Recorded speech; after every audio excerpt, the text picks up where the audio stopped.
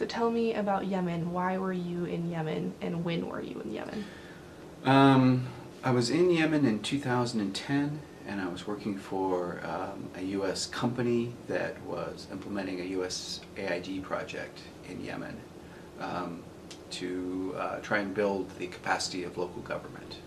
Okay, so what does that mean, that acronym, USAID? USAID is the United States Agency for International Development. It's the primary, but not the only, vehicle for the United States government to give foreign aid.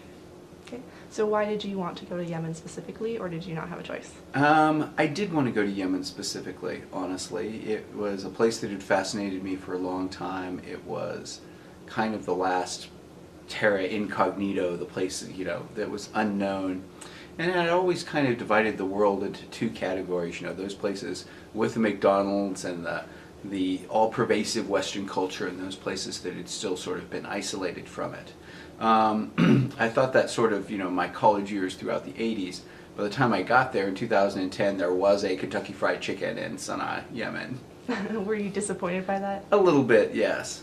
But I was very surprised when I got there, because having worked in, Iraq and Afghanistan, I was expecting a very, if you will, sort of primitive third world kind of country, but the capital city was very well developed. The electricity is on all the time.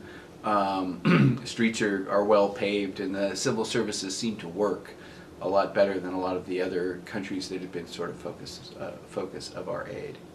So what surprised you the most about your experience there? Well, when I was there was when the Arab Spring was happening. There were large demonstrations in the center of town. They were trying to overthrow the longtime dictator, I guess you would call it that, and how generally peaceful those demonstrations were. There are a whole lot of places where there were violent crackdowns, like in Bahrain and obviously Syria. And those things were starting to go on at the same time. But there wasn't nearly that level of violent confrontation. Now, the sad part of the story was that there was there was sort of a settlement among the popular uprising. There was a negotiated departure of this longtime dictator and sort of a transitional government.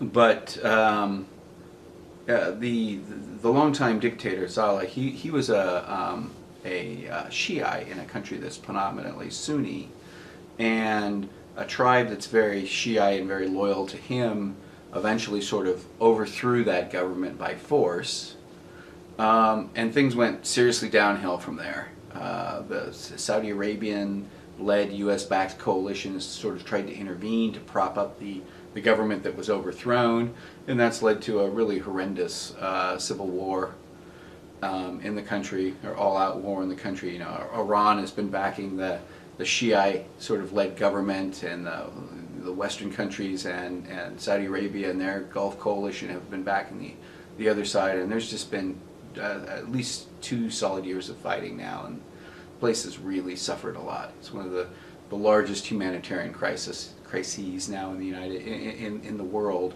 but one that gets very little attention because most Americans probably couldn't find it on a map. Do you think you could find it on a map?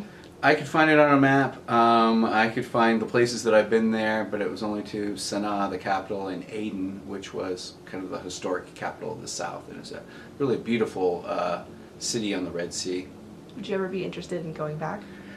Ooh, yes, I'd like to go back, but also I think I would have it would be tough to see any of the people that I worked with, because I feel like what America has done, I'm kind of ashamed of, and I don't think that we've led to, our actions have promoted a solution, and in fact has actually promoted a whole lot of suffering, and it would be tough to look those people in the eye again and say, sorry, it wasn't me, I didn't make that decision. But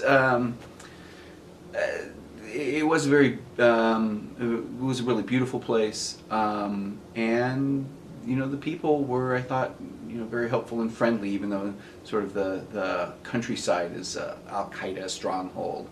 So there are some strong anti-American sentiments, which I'm sure are much stronger now than they were when I was there. but generally it was a very, very warm and fascinating place with a great deal of history, and it was still sort of a place that was not kind of all taken over by the all-pervasive Western culture. You know, compare it to a place like Dubai, which is just a bunch of glass towers and shopping malls and things. There was still an ancient souk that, other than the cheap Chinese crap that was on sale there, was probably, it looked exactly as it did 200 years ago. Right. So yeah, it's a hard question to answer whether I'd want to go back. If somebody said, right, you know, they go back to Aden, the government's hanging on there and get something going, I don't think so. Is there anything else you want to add? No, it's just that it was a really beautiful country and had, you know, tremendous potential, I think, beyond just oil, which is how we have a tendency to look at the Arabian Peninsula.